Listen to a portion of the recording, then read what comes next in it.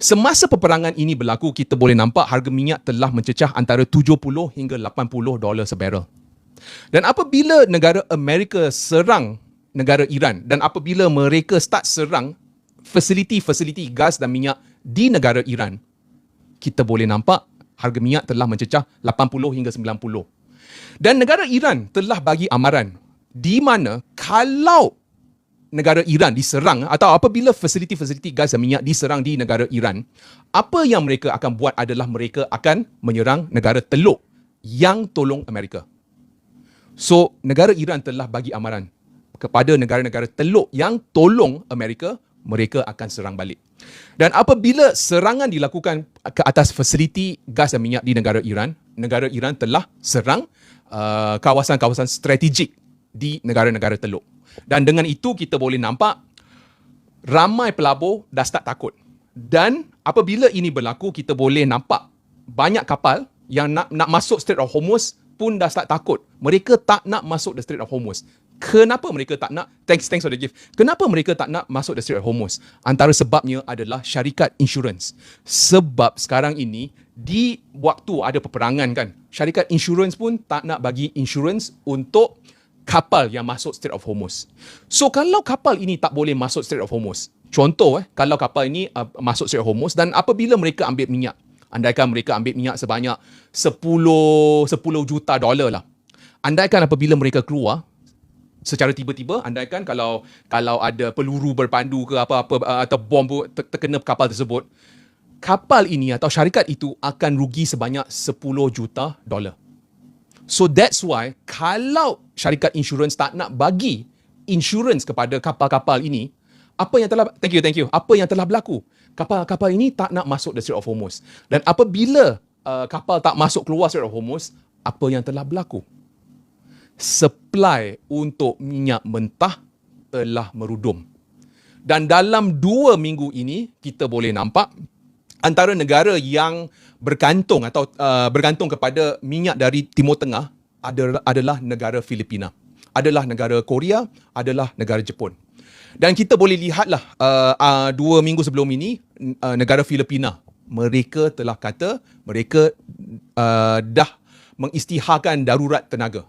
Mereka telah mengisytiharkan darurat tenaga. Kenapa mereka mengisytiharkan darurat tenaga? Antara sebabnya adalah mereka tak ada supply gas dan minyak dari Timur Tengah. So nak tak nak mereka terpaksa mengisytiharkan darurat tenaga. Dan kita boleh nampak rakyat di Filipina, mereka tak suka dan mereka berjalan untuk protes. Mereka berjalan untuk protes apa yang kerajaan laksanakan, iaitu darurat tenaga. Selain daripada itu, kita boleh nampak negara Thailand. Right? Negara Thailand pun banyak mengimport minyak dari negara Timur Tengah. Dan kita boleh nampak stesen minyak di Thailand tak cukup minyak. In fact, I'm sure kalau siapa-siapa yang tengok social media kan, time-time raya kan, kita boleh nampak yalah rakyat Malaysia yang pergi dekat Thailand untuk bercuti di Thailand kan. Kita boleh nampaklah ada cerita yang kata orang di situ diorang nak ambil minyak dari kereta Malaysia kan. So pada masa itu pun I pun macam betul ke ni kan? Macam tak logik je. Okay, so apa yang berlaku adalah kita boleh nampak di negara Thailand, stesen minyak di negara Thailand tak cukup minyak. Dan apabila stesen minyak di negara Thailand tak cukup minyak, kita boleh nampak rakyat beratur untuk beli minyak. Okay. So sekarang ini kita bercakap tentang Malaysia. Apa yang berlaku di Malaysia? So seperti you guys tahulah, untuk kian lama dari segi penyerodopan minyak lah, right? Kita boleh nampak ada kes penyerodopan minyak, especially dekat negeri-negeri utara lah yang bersebelahan dengan negara Thailand lah. Kita boleh nampak ada banyak kes tersebut lah. So sekarang ini kita boleh nampaklah kerajaan telah naikkan harga diesel lebih tinggi dari negara Thailand. So ini akan mengurangkan penyerodopan diesel dari negara kita ke negara Thailand. Dan apa yang kerajaan buat adalah mereka buat subsidi bersasar lah basically. Okay. So ini yang mereka buat. So persoalannya sekarang ini, apa impaknya ke atas rakyat atau apa impaknya ke atas kita? Okay, kita boleh nampaklah impaknya. Sangat senang. Nombor 1, kita boleh nampak syarikat pengangkutan. Okay, sebanyak 100 syarikat bas bakal tutup atau bakal tamatkan operasi mereka. antara sebabnya adalah harga diesel sangat-sangat mahal. Kita harus ingat ya, untuk bas atau untuk bas, untuk kapal terbang, mereka terpaksa menggunakan minyak. Dan untuk syarikat pengangkutan, antara kos yang terbesar adalah minyak, adalah diesel, adalah minyak lah. Thank you. So, apabila kos terlalu tinggi, kita boleh nampak nombor satu, syarikat-syarikat pengangkutan akan lepaskan orang. Nombor dua, impak nombor dua yang kita boleh nampak adalah Persatuan India Muslim pun dah buat ni press conference dan mereka kata ada kemungkinan mereka akan naikkan harga makanan. So kalau mereka naikkan harga makanan, tiba-tiba kalau kita pergi makan breakfast, kita pergi makan roti canai ke atau kita minum teh tarik ke, mungkin dari RM1, sekarang ini dah RM1.30. So kita boleh nampak peningkatan dari segi harga. Okay? Itu untuk Persatuan India Muslim. Selain daripada itu, kita boleh nampak Persatuan Pemborong-Pemborong. Mereka pun dah kata bahawa ada kemungkinan sayur-sayuran akan naik sebanyak 50%. 50%, right? So di sini kita boleh nampak lah. Okay, so persoalannya beginilah. Kenapa? Okay, adakah ini krisis pertama yang negara kita lalui? Okay? Actually, jawapannya tidaklah. Sebelum ini kita pernah melalui pelbagai... thanks for the gift, thank you. So sebelum ini kita boleh nampak negara kita pernah melalui pelbagai jenis krisis. Tetapi perbezaannya adalah dulu semasa negara kita mengalami krisis atau semasa dunia mengalami krisis, kita boleh nampak kita boleh nampaklah harga diesel diorang tak apungkan harga diesel, diorang tak apungkan harga RON, diorang tak apungkan harga RON 97. So dulu semasa dunia mengalami krisis, kita tak rasa dalam Malaysia. Kita tak rasa, kita tak boleh rasa dia punya krisis lah, kan? Antara sebabnya adalah kita ada subsidi. Okay? Perbezaan dulu dan sekarang adalah, sekarang ini kita telah apungkan harga diesel. Kita telah apungkan harga RON 97. Kita telah apungkan harga elektrik. Okay? So that's why baru-baru ini kita boleh nampak ada pelbagai jenis berita. Kita boleh nampak berita. Nombor satu, ada kemungkinan harga elektrik mungkin naik. I tak kata 100% naik ke tak. I pun tak tahu macam mana diorang nak naikkan. Tetapi kita boleh nampak lah. Dan kita boleh nampak dia punya modus operandi lah. Apa yang mereka selalu akan buat lah. Mereka akan umumkan dulu. Lepas tu diorang akan umum 2, 3, 4 bulan. Lepas tu naikkan. Kalau you guys nampak lah, dia punya trend kan. Kalau ingat tak dulu apabila kita nak naikkan harga elektrik, kita umum dulu, lepas tu kita tunggu, lepas tu umum lagi, lepas tu tunggu, lepas umum lagi, lepas tu mereka akan naikkan. Lepas tu kita boleh nampak untuk air pun sama juga. Mereka kata dalam 3-4 bulan ada kemungkinan harga air mungkin naik, right? Dan kita boleh nampak ada kemungkinan harga air naik.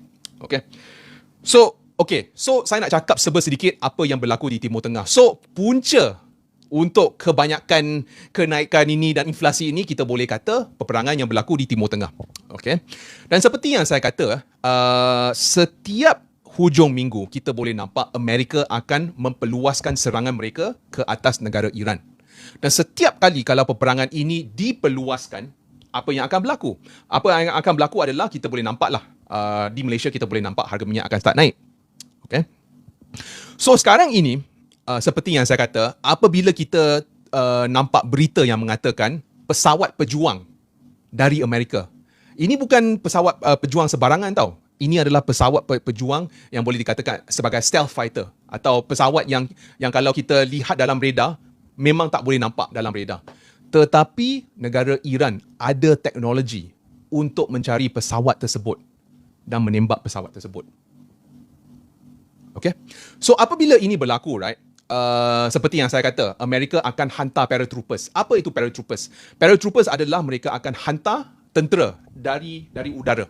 Dan apa yang mereka buat adalah mereka akan gunakan parachute dan mereka akan masuk ke dalam negara Iran.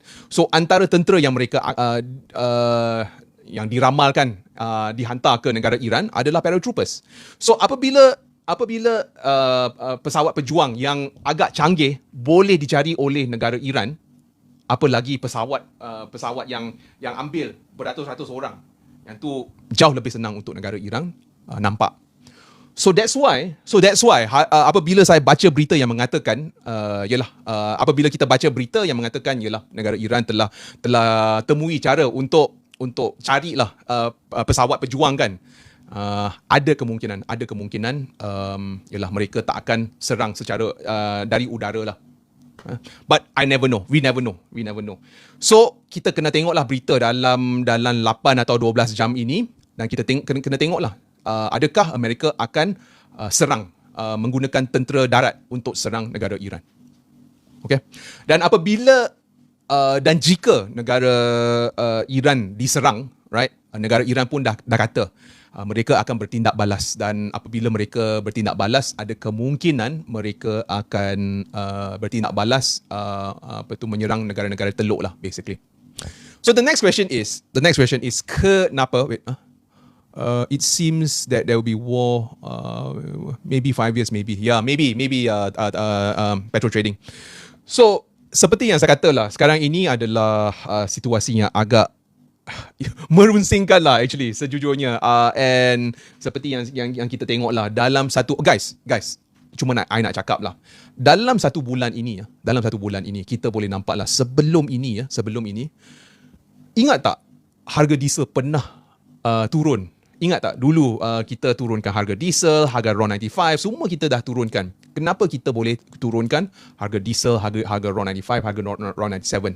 Antara sebabnya adalah dulu kita terlalu banyak supply untuk gas dan minyak. Kita memang terlalu banyak supply untuk gas dan minyak. So pada masa sebulan atau 2 bulan sebelum ini, harga minyak $60 satu barrel sahaja. $60 sahaja tau guys. That's why dulu harga minyak pun agak murah, harga diesel pun agak murah. Kita boleh kurangkan diesel, kita boleh kurangkan RON95. So dulu memang yalah, tetapi ramai orang lah ada yang kata lah ini teori lah. Kita harus ingat lah. Thanks for the gift. Mereka juga pengeluar minyak tau. Amerika juga mengeluarkan minyak. Dan apabila harga minyak murah, kebanyakan syarikat-syarikat gas dan minyak dari Amerika, mereka tak boleh untung besar lah. So sekarang ini, jika peperangan ini berleluasa, dan jika fasiliti-fasiliti gas dan minyak diserang dan mungkin dah rosak kan, siapa yang boleh supply? Seperti yang saya kata, Amerika pun pengeluar gas dan minyak. Selain daripada itu, Rusia pun pengeluar gas dan minyak. Actually, one of the gainers is Amerika lah, di mana mereka boleh mengeluarkan atau mereka boleh jual minyak dengan harga yang jauh lebih tinggi. Okay, so the next thing saya nampak lah there was this question lah about work from home dengan harga emas. Okay, harga emas. Okay, so kalau kita dengar lah siapa-siapa yang menjual emas lah, mereka akan selalu kata, okay, sekarang ni kalau ada peperangan, ada kemungkinan harga emas boleh naik. Right? Setiap kali kalau ada peperangan, ada kemungkinan harga emas akan naik. Dan kalau kita lihat setahun sebelum ini, apabila Iran diserang oleh negara biru, memang harga emas telah naik. Dan siapa-siapa yang beli emas time tu, mereka, I think tahun lepas, siapa-siapa yang beli emas tahun lepas, mereka boleh make money lah sebanyak 40%, 50%. Oh, memang seronok lah siapa-siapa yang beli emas. Tetapi sekarang ini, peperangan jauh lebih besar. Tetapi kenapa harga emas tak naik? Antara sebabnya adalah apabila harga minyak naik, right? Kita boleh nampak inflasi. Okay? Kita boleh nampak inflasi, right? Sebab yalah, seperti yang kita tahu, apa yang menyebabkan inflasi? Kenaikan untuk harga barang-barang yang kita guna. So apabila harga minyak naik, kita boleh nampaklah harga makanan naik, harga elektrik akan naik. So apabila inflasi berlaku, apa yang Amerika selalu buat atau apa Federal Reserve selalu akan buat adalah mereka akan naikkan kadar faedah. Okay? Dan kenapa mereka nak naikkan kadar faedah? Apabila mereka naikkan kadar faedah, right, ini akan menggalakkan lebih ramai orang simpan duit dalam bank. Right? Dan apabila kita simpan duit dalam bank, kita akan kurangkan perbelanjaan. Pada masa sama, apabila kadar faedah dinaikkan, untuk menggunakan kredit kad, ianya akan jadi jauh lebih mahal.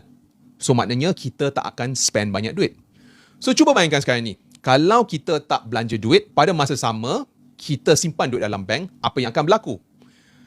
So, kurang orang akan beli barang. Dan apabila demand untuk barang-barang menguncup atau merudum, apa yang akan berlaku? Harga barang-barang akan start turun. Right? So, selalunya kalau inflasi berlaku, apa yang Federal Reserve akan buat adalah mereka akan naikkan kadar faedah. Okay? Dan jika mereka naikkan kadar faedah, right, lebih ramai orang mereka akan simpan duit dalam treasury atau dalam fixed deposit. Antara sebabnya adalah, dulu andaikan saya simpan duit dalam fixed deposit, mungkin saya dapat 3%. Dan dengan Federal Reserve naikkan kadar faedah, mungkin sekarang ini 4%. Contoh kan, ini contoh. So sekarang ini saya duk fikir, adakah makes more sense untuk saya letak duit dalam emas atau letak duit yang at least kalau saya letak duit dalam FD, saya boleh dapat pulangan setiap tahun. So sekarang ini memandangkan kalau fixed deposit boleh bagi pulangan yang lebih tinggi, kita boleh nampak lebih ramai orang mereka tak nak simpan duit dalam emas, mereka start simpan duit dalam fixed deposit. Dan apabila ini berlaku, kita boleh nak, that's why setiap kali kalau harga minyak naik kan, harga okay. So apa yang tengah berlaku sekarang ni peperangan berlaku. Lepas tu harga minyak naik. Apabila harga minyak naik, inflasi naik. Apabila inflasi naik, kemungkinan Federal Reserve akan naikkan kadar faedah lebih tinggi.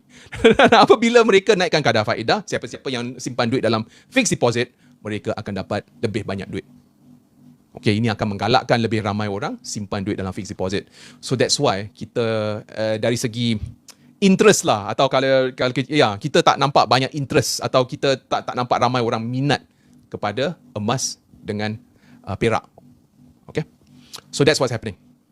And the next thing is work from home. Semalam saya dapat soalan yang tanya, apa pendapat saya work from home lah, right? Nak tak nak kita terpaksa buat lah basically, right? Antara sebabnya adalah sekarang ini kita boleh nampak negara jiran kita pun tak cukup minyak, right? Dan apabila negara jiran kita tak cukup minyak, dan antara sebab utama ramai orang guna minyak adalah untuk pergi balik lah dari kerja, atau pergi balik dari sekolah, atau pergi balik dari pasar. So sekarang ini, andaikan kalau kita work from home 2 kali dalam seminggu kan, ini akan mengurangkan penggunaan minyak, right? Pada masa sama, kerajaan boleh jimat dari segi subsidi, right? So nak tak nak, kita boleh nampak lah, bukan sahaja di Malaysia, di Indonesia mereka telah buat work from home, dan di negara Vietnam mereka telah buat work from home. Tetapi kalau kita lihat Malaysia buat agak lambat lah. Kita buat 2-3 minggu selepas Hari Raya. Di Indonesia mereka buat, I think 1-2 hari selepas Hari Raya mereka dah start buat work from home. Okay. So, sekarang ini memang, sekarang ini bukan sahaja di Malaysia, tetapi di Indonesia, di Vietnam, di Filipina, satu dunia mengalami krisis minyak lah.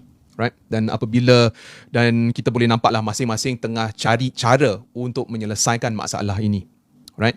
Dan seperti yang saya kata, apabila antara cara yang kita buat lah, atau antara langkah-langkah yang Malaysia buat adalah untuk nombor satu, untuk buat work from home. Kita ikut negara-negara jiran kita lah. Nombor dua, kita telah menaikkan harga untuk minyak. Right? Okay. Nombor 3, kita boleh nampak this is quite surprising lah. Sekarang ini siapa-siapa yang nampak lah kereta dari Singapura ke, kereta dari Thailand ke, kereta dari mana-mana lah, kalau kereta ni duk isi minyak kan, sekarang ini ada undang-undang yang memang melarang kereta dari luar untuk dapatkan minyak dari Malaysia. Okay. So I think in short, apa yang saya nak kata lah, untuk kita lah sekarang ini. Nombor satu, seperti yang saya kata, industri yang akan terkesan adalah industri pengangkutan. Dan seperti yang saya kata, kita boleh nampak berita yang mengatakan sebanyak 100 syarikat bas Blabla Utara akan tutup operasi mereka. Right? So, nombor satu, kita boleh nampak pelepasan pekerja. Nombor dua, kita boleh nampak Batik Air. Right? Seperti kawan saya, Petro Trading, dia pun dah kata sekarang ni dari segi penerbangan, mereka nak kurangkan penerbangan. Right? So that's the second thing. The third thing is sekarang ni untuk tiket pesawat atau tiket untuk melancong atau tiket untuk tiket penerbangan kita sekarang ni jauh lebih mahal. Antara sebabnya adalah jet fuel sekarang ni sangat-sangat mahal. So demand untuk pergi melancong pun dah start merudum. Right? That's why tahun ini kita boleh nampak mata fair kan. Mata fair tak ramai orang nak pergi melancong. lebih ramai orang bercuti-cuti dalam Malaysia sahaja. Lebih ramai orang bercuti-cuti dalam Malaysia sahaja. Okay, so sekarang ini apa yang kita boleh buat dan apa, okay, sekejap I nak letak my, sekejap bagi saya 5 saat Okay. So sekarang ni apa yang kita boleh buat, right? I dah letak buku-buku saya di beg kuning. So sekarang ni apa yang sangat-sangat penting lah pada pendapat saya, walaupun saya bekerja dalam bank pelaburan dan walaupun saya tahu melabur dalam saham, tetapi saya nampak lah kalau syarikat-syarikat besar nak lepaskan orang, saya pun agak takut lah. Dan yelah, I tak nak macam tiba-tiba macam COVID kan, zaman COVID di mana kita boleh nampak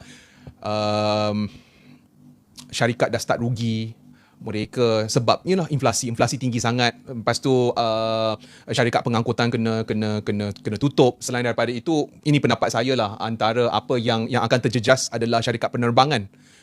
Mereka pun akan terjejas. Kenapa mereka terjejas? Sebab sekarang ni apabila harga gas dan minyak jauh lebih tinggi, pelancong dari Malaysia nak keluar Malaysia akan berkurangan. Dan apa yang lebih menakutkan adalah pelancong dari luar Malaysia nak masuk Malaysia akan berkurangan. Dan apabila pelancong tak masuk dalam Malaysia, apa yang akan berlaku?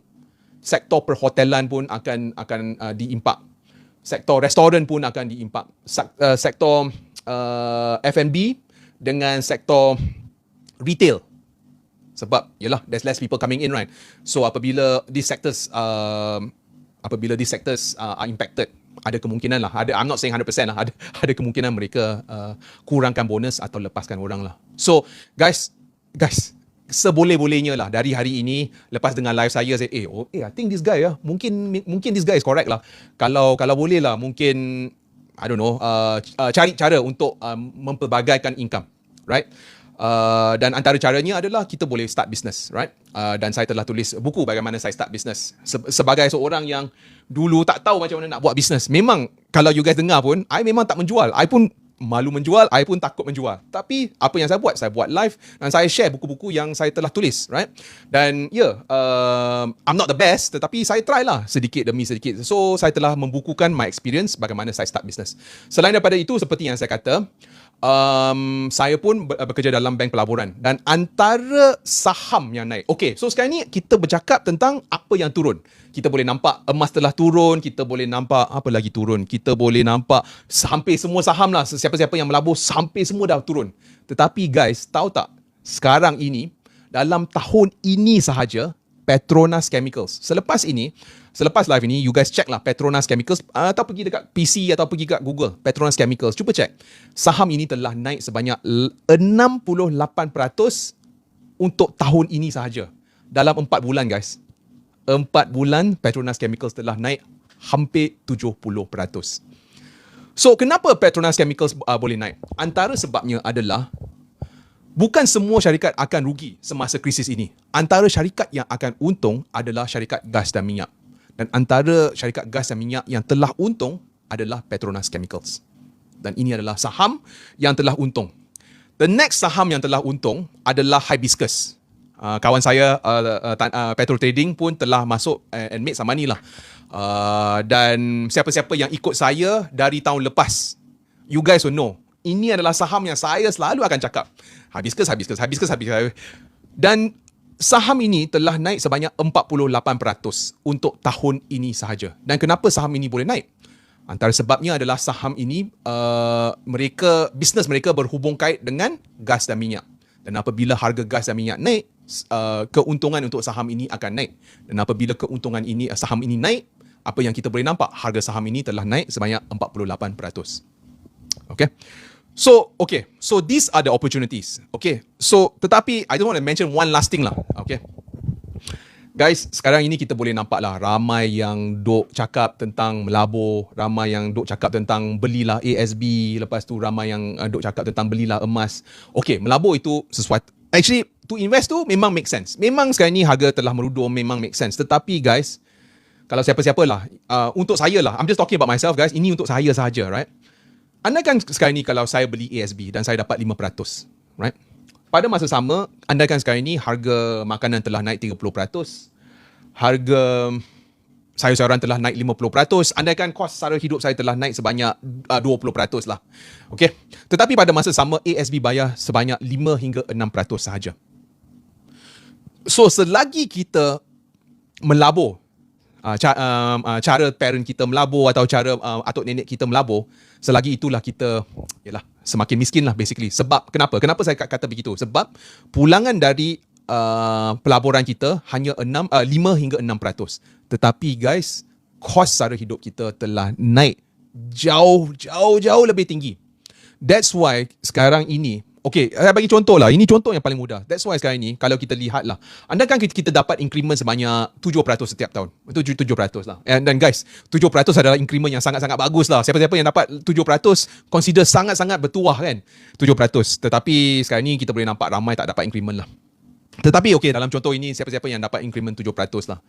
Siapa-siapa yang walaupun dapat increment 7%, tetapi I'm sure ramai mesti duk terfikir, I dapat increment 7%, tetapi kenapa saya rasa macam semakin miskin lah? Kenapa saya terpaksa meminjam lah? Kenapa saya terpaksa menggunakan credit card lah? Tak ada increment. Oh ya, jujur guys, Red Star, I pun macam tak tahulah. I tak tahu kalau dapat increment tu alhamdulillah, tapi tak tahulah, tengoklah macam mana kan. Sebab ekonomi pun macam terumbang ambing. I pun takut kan. That's why sekarang ni I pun dah start business. I pun dah start menjual buku dengan TikTok lah. Tapi okey lah. So sekarang ni andaikan kalau kita tak dapat increment, right? Andaikan tak dapat increment dan kalau kita lihat kos sara hidup kita dah naik 20%, 30%, setiap tahun kita mungkin macam terasa lah macam kenapa saya dah jimat duit, saya dah melabur duit, saya dah buat semua. Tetapi kenapa tiap-tiap tahun saya kena keluarkan duit dari pelaburan saya? Kenapa saya kena menjual pelaburan saya? Kenapa? The thing is, ramai yang tak wait, let me just read this. Any impact to bank insurance sector? Okay. Let me answer that. Okay. So, di sini kita boleh nampak lah. Walaupun kita jimat, walaupun kita buat semua, tetapi tak boleh save. Memang tak boleh menampung kos. Memang. Guys, minta maaf tadi komen tadi ni terlalu cepat tadi. So, minta maaf kalau tak baca komen. Sekarang ni agak slow, I boleh baca komen. Okay, so ada soalan tentang bank, dalam sektor bank. Adakah sektor bank akan okey ke tak? Sejujurnya saya pun kerja dalam bank dan sejujurnya yalah, I nak cakap lah, okay. So take this with a grain of salt lah, okay. Actually, banks akan lebih untung, especially semasa ekonomi gawat. Sekarang ini, siapa-siapa yang terlibat dalam meminjam duit lah, right? Kita boleh nampak syarikat pay later, right? Tahun lepas kita boleh nampak syarikat pay later dari segi demand telah naik dari I think 10 to 30%. Setiap tahun syarikat pay later demand untuk produk mereka telah naik sebanyak 10 hingga 30%. Guys, this is a very big growth tau. This is a massive growth. Pada masa kita tengah struggle, pada masa kita tak boleh dapat increment, kita boleh nampak syarikat pay later. The growth for this sector is very, very high. So the banking sector actually will do okay. The banking sector. Tetapi yalah, is not saham-saham banking tu atau saham-saham perbankan tu tak halal lah basically. So I just saw a comment jap okay, sorry, I just saw a comment. Okay, salam tuan. NFP Jumaat US dollar strong ke low? Okay, this is about the US dollar. The US dollar, okay. I nak cakap about the US dollar. Okay, Mr. Allen says our illegal yeah, Mr. Allen says that sekarang ni we can see a lot of inflows and outflow of money lah in and out the country. Kalau saya ada 300k, apa yang saya boleh buat? Okay. Kalau siapa-siapa yang baru start melabur lah, apa yang saya akan buat lah? Nombor satu, saya akan utamakan keselamatan lah basically. I akan utamakan keselamatan. I tak akan utamakan kepada returns. So kalau saya baru start melabur, saya akan letak mungkin 70% dalam ASB. Dan ini adalah cara yang sangat-sangat konservatif. Kenapa saya nak letak 70% dalam ASB?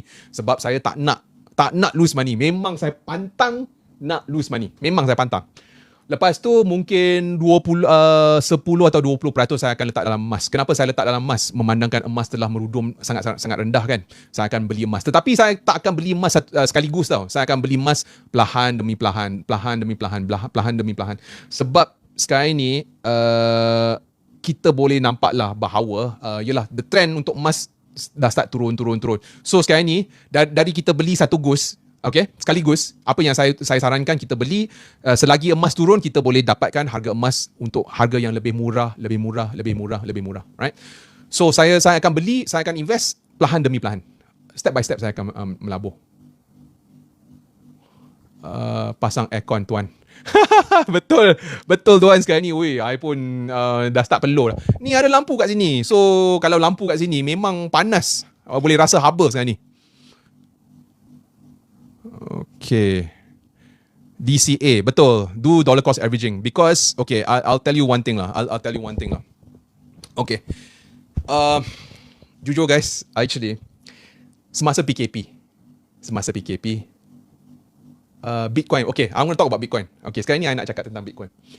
Semasa PKP, saya masih ingat, time tu hampir semua aset dah merudum. Semua aset murah guys. Semua aset murah. Saya pun macam, best lah. So, pada masa itu, saya beli saham Maybank. Okay. Pada masa itu, saya, bab halal tak halal tu memang I tak tengok lah dulu lah. That was maybe 5 years ago lah at that time. So, saya beli Maybank pada harga yang sangat-sangat murah. Dan pada masa itu, siapa-siapa yang beli Maybank semasa PKP, kalau dapat dividen, the dividend yield for Maybank is about 8 to 9%. Actually, I should have sold all of my ASB dan beli Maybank sahaja. At that point in time lah. Sebab ASB pun bagi 5 hingga 6%. Kalau kita jual semua ASB, kita letak dalam Maybank, kita boleh dapat 8 hingga 9%. Okay? So at that point in time, saya duk beli Maybank lah. So I say, Maybank. Adik saya, dia masuk dalam Bitcoin. Dan dia tanya saya, abang, okay tak beli Bitcoin? So I duk marah dia lah. Say, kenapa beli Bitcoin? Blah, blah, blah, blah, blah, blah. Guys, I'll tell you one thing lah. Selepas PKP, selepas Amerika mencetak wang, kita boleh nampak hampir semua aset naik. Dan selepas Amerika cetak banyak wang, kita boleh nampak harga emas secara tiba-tiba naik. Okay? Actually, harga emas dan harga semua aset ini bukan sebab aset ini bagus tau actually. Sebab wang kertas kita, nilai wang kertas kita makin lama, makin berkurangan. Okay? So at that point in time, saya beli saham. Saya beli Maybank lah. Tetapi adik saya dia beli Bitcoin. Selepas PKP setahun 2 tahun, selepas PKP apa yang berlaku adalah Maybank telah naik 30%. I said, wah, Maybank naik. Yes, I make money kan. Okay lah kan. I tanya adik saya macam mana kan. Pelaburan Bitcoin dia telah naik 2 kali ganda. Dan dia telah dan yalah dia bersara lah untuk setahun 2 tahun lah dengan duit tersebut. So guys, okay, the moral of the story is, I bukan cakap beli Bitcoin guys. That's not the moral. Itu bukan the moral of the story. Apa yang saya kata sekarang ni, kalau boleh kita mempelbagaikan aset lah. Okay, sekarang ni I tak nak jenis yang sombong tau. I tak nak kata, Bitcoin tak nak lah melabur dalam Bitcoin. Siapa lah melabur. Sekarang ni, I masuk je. I ada sedikit dalam emas, ada sedikit dalam perak, ada sedikit dalam saham. Dan memandangkan Bitcoin telah merudum, I just beli je. Sebab mana tahu kan. Sebab sekarang ni, kita nampak lah, lama kelamaan, okay, there's this theory lah yang mengatakan lama kelamaan wang kertas tak akan ada nilai. I hope not. And then after that, the de facto currency atau currency yang kita mungkin guna adalah Bitcoin. Tetapi saya tak tahu, adakah ini betul tak betul, saya tak tahu. Right? Tetapi apa yang saya tengah buat, saya buat live, saya buat side hustle saya menjual buku, saya menulis buku. Lepas tu saya apa lagi ya? Saya jual beli saham kan. So dapat duit sini dan dapat duit situ. Okey lah. So walaupun sekarang ni memang krisis. Guys, memang sekarang ni waktu yang agak menakutkan. Tetapi memandangkan saya telah belajar bagaimana nak start business. So at least kalau apa-apa berlaku lah, at least, yalah, walaupun saya tak sekaya Khairul Amin ke, tak sekaya siapa-siapa yang menjual buku kan, tapi at least saya dapatlah sikit sini, sedikit situ lah. Okay guys, Dengan itu guys, I start berpeluh-peluh. So, thank you guys untuk masuk live saya. Kalau you guys nak dapat buku, sila dapatkan buku. So I ada 3 buku. Satu buku bagaimana untuk melabur dalam saham. Itu adalah buku. Thank you Red Star, thank you. I don't know whether Bakri is here. Dah lama, okay, so minta maaf untuk 2 minggu saya memang tak aktif. Antara sebabnya adalah saya bekerja dalam bank pelaburan. So setiap kali kalau Iran diserang, apabila negara-negara Timur Tengah diserang, saya sibuk bekerja actually. So kadang-kadang I kena tengok pasaran untuk minyak, lepas tu I kena tengok pasaran untuk emas, dalam kata pendek lah, I'm actually very very busy lah.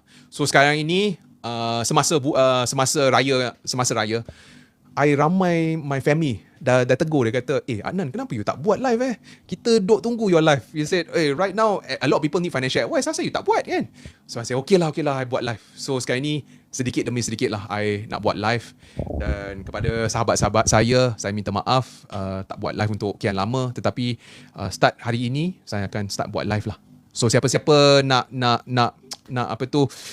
ikut my live, boleh follow saya. Dan TikTok akan update you guys lah setiap kali kalau saya ada live. Okay guys, dengan itu Assalamualaikum. I know there's a lot of questions. I am so sorry I tak this one I have not answered. Yeah, I'm sure you noticed that quite recently I have not been doing my live session sebab it's very stressful being a financial analyst.